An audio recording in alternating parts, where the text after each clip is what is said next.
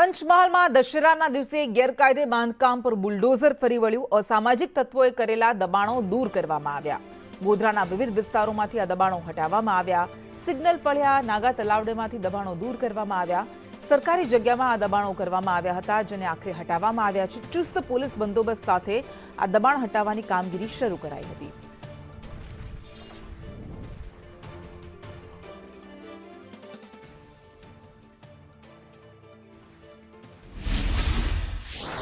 આજે ગોધરા શહેરમાં નાગા તલાવડી વિસ્તારમાં નાની મોટી ચોરી ચપાટી કરવાવાળા તથા લોકોને હેરાન કરવાવાળા જે અસામાજિક તત્વો છે અથવા અસામાજિક પ્રવૃત્તિઓ સાથે જોડાયેલા જે લોકો છે એને સરકારની વિવિધ તંત્રની સાથે મળીને અમે આ કાર્યવાહી કરી રહ્યા છે અને એમની ડિમોલિશનની પ્રક્રિયા ચાલી રહી છે।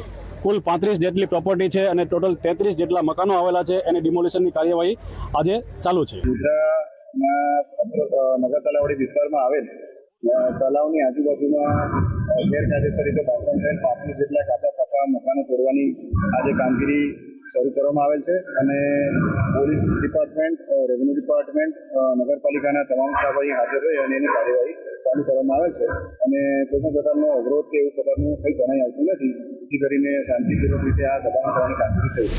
ગોધરા શહેરમાં આજે વહેલી સવારથી અસામાજિક તત્વોના જે અડ્ડા બની ગયેલા એવા ગેરકાયદેસર દબાણો ઉપર બુલડોઝર ફરી વળ્યું છે।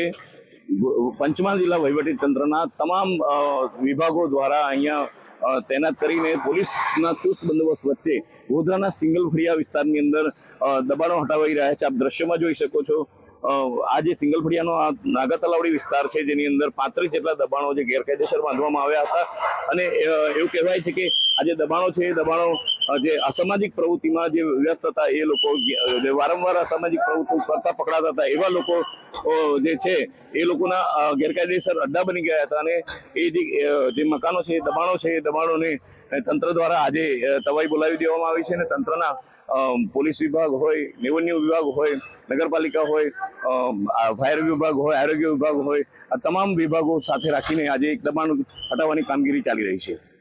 હર્ષદ મહેતા, સંદેશ ન્યૂઝ, પંચમહાલ।